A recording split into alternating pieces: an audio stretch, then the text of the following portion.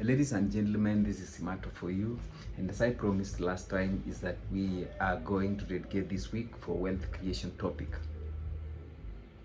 And without much ado, I would want us today to analyze a book called The Richest Man in Babylon. The Richest Man in Babylon. This book was written some 5,000 years ago in a city called Babylon. For the starters, Babylon is in the modern day Iraq. Believe me, after reading very many books on wealth, I've never actually come across a book as old and written with very practical principles on wealth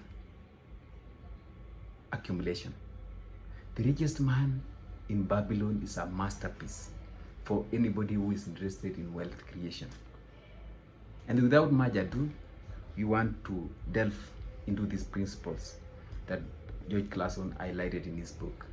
And if for those who have not subscribed, please take a second or two, press that subscription button so that whenever we come up with such like a video, you get notified without any delay. Thank you so much. In his book, George Clason highlighted as the first principle to wealth creation is that you need to save 10% of your income. That 10% of your income is yours to keep. This is number one principle. And he said that if a man has no ability to save a portion of his income, then the seeds of riches is not in him. That's our number one principle. Number two principle is that you need to limit your expenditure to the 90% remaining of your income. You actually just need to minimize your expenditure to feed the 10%, the 90% remaining after your savings.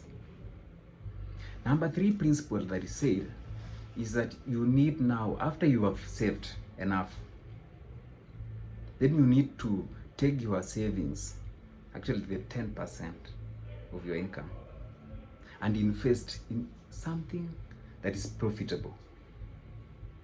A profitable venture for that matter. That never invest your 10% in any venture that does not yield profit or that does not multiply. And that is where actually I have a problem with most of women groups. It's that women naturally has proved to be very good in saving, but very poor in investments. That you find women after saving through their merry-go-rounds, after they receive their returns out of the savings, whatever, if you follow up and see whatever they have invested in, you realize that they have only invested in those household items, maybe utensils, clothes, and some other related items that are not actually profitable in a long run, or that does not yield profit, or that does not multiply those investments that they have put. That is when George Clason advised that you need to spend your 10% of your savings.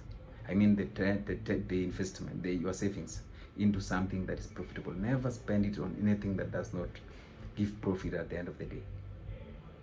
Number four is that he said that when wealth is still in its initial stages, wealth is very susceptible or are very prone to loss, and that you have to guard your investment jealously. Ensure that you protect them. And how do you protect them? George Clason said that at its initial stages, wealth are actually very prone to scammers, to conmen, and actually to a quick get rich schemes. There's some people who will tell you that, oh, you put 10,000 today and you will get $1 million tomorrow, or something like schemes like those. George Clason said that there is no shortcut to wealth creation. It's actually through savings and investment that we can have that enormous amount of wealth.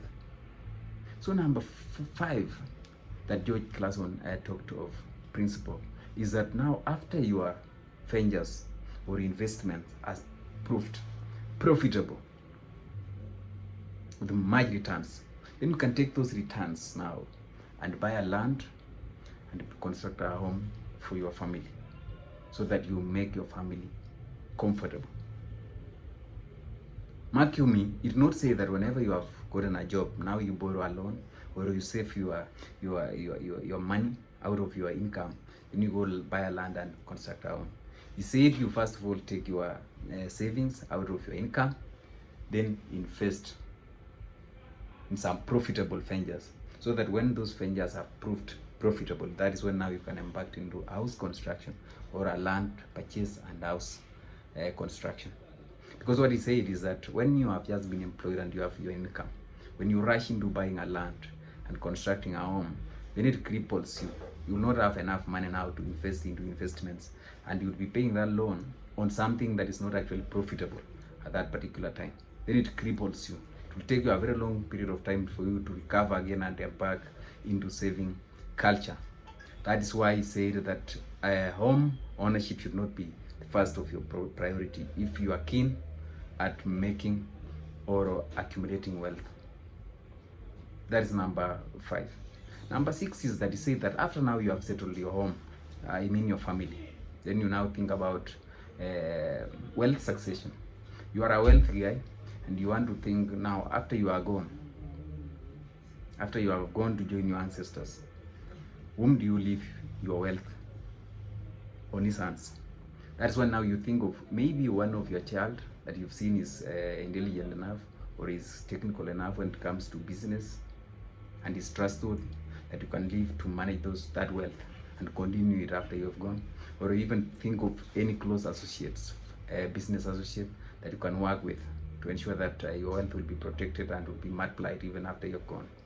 That's number 6. Then number 7 and last principle that he said is that after you've gotten old and you might not be energetic enough to pursue your normal hustles, then you now think about investing your returns in easy investments that do not need so much serious expertise to earn you some income, so that you can leave your family in a comfortable position, maybe your wife or your dependents, when you will be gone. Then you now put your income, your investments in some easy investments that can pay you without so much hassle. Like you buy plots, construct houses, you have plots, so that can be an easy thing that your even wife can just go and collect that rent without so much hassle, and they will sustain themselves and be comfortable. I don't know what you think. Please leave a comment, ensure you subscribe and you share so that we continue this channel. Thank you so much. I'll be waiting to see your responses so that we see how we can continue forward. Thank you.